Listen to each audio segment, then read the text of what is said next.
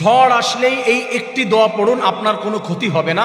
অনেক সময় যখন এই যে আমাদের সময় বৈশাখ মাস চলে এসেছে, বিভিন্ন সময় ঝড় আসবে, প্রধানত বৈশাখ মাস কিন্তু ঝড়ের জন্য প্রধান। এই সময় ঝড় আসবে, ঝড়ে অনেক সময় ঘর বাড়ি ভেঙে যায়, গাছপালা ভেঙে যায়, মানুষের অনেক ধরনের ক্ষতি হয়। অনেক সময় ঝড়ের ভিতরে ঘরের মধ্যে জিন বা শয়তান ঢুকে পড়ে, মানুষের ক্ষতি করার চেষ্টা করে, বিভিন্ন দিক দিয়ে ক্ষতি হয় আমাদের।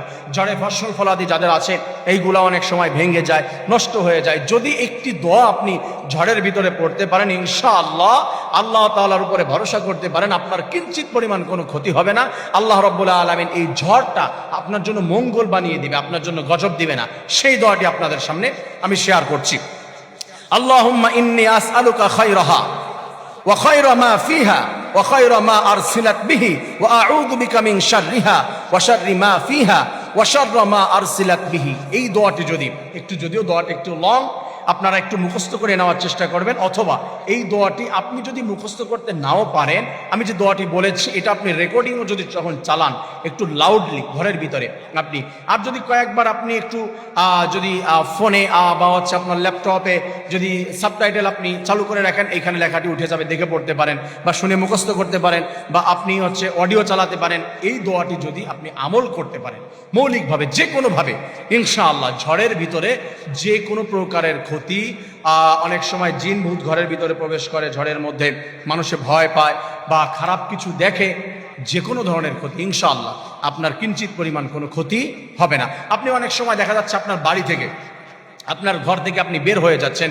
বেড়াতে যাচ্ছেন বা চাকরি বা যে কোনো জায়গায় আপনি যাচ্ছেন, ওই মুহূর্তে ঘরে ঝড় আসতে পারে। এই যে বৈশাখ মাসে যে কোনো সময় ঝড় আসবে, কিন্তু আমরা সেই সময় কি করতে পারি, এই দোয়াটি পড়ে যদি ঘরের ভিতরে একটু দম করে ফু দিয়ে আসতে পারি, দোয়াটি তেলাওয়াত করে আসতে পারি, ইনশাআল্লাহ আপনার ক্ষেতের ভিতরে ধান আছে বা অন্য কোনো ফসল আছে, যেহেতু গ্রামের ফসল সম্পর্কে ধারণা কম, নাম বলতে পারছি না কোন কোন, পাট ফসল হয়, গম হয় এই সময়টি, তারপরে হচ্ছে ধান হয়, অন্য অন্য ফসল আছে, এইগুলো অনেক সময় ভেঙে যাওয়ার ভয় থাকে, নষ্ট হওয়ার ভয় থাকে।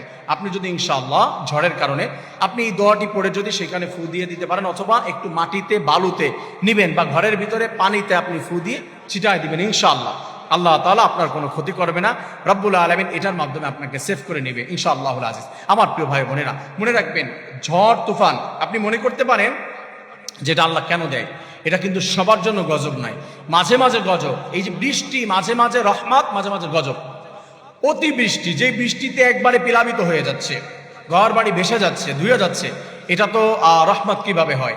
এটা হয়তো আমাদের কোন আমলে আল্লাহ তাআলা বেজার হয়েছে তাই দিয়েছে। ঠিক তেমনি ভাবে ঝড় ও সবসময় যে গজব তা নয়, মাঝে মাঝে রহমত হতে পারে। ঝড়ের মাধ্যমে দেখা যাচ্ছে ময়লা থাকে, অনেক সময় এগুলো উড়ে চলে যায়। তারপরে হচ্ছে এমন কিছু বিষয় আপনার ঘর বাড়ির আশপাশে আছে, ঝড়ের মাধ্যমে আল্লাহ তাআলা উড়িয়ে নিয়ে যায়, এটা ক্ষতিকারক বিষয় থাকে। হাজার উপকারিতা রয়েছে, আল্লাহ তাআলা এই পৃথিবীতে এমন কিছু করে নাই যেটা মানুষের ক্ষতি হবে, সবকিছুই মানুষের উপকারের জন্য সৃষ্টি করেছে রব্বুল আলামিন। এই সুন্দর দোয়াটি পড়ে ঝড়ের মুহূর্তে আমাদের সবাইকে ক্ষতি থেকে মুক্ত থাকার তৌফিক দান করুন, আমিন।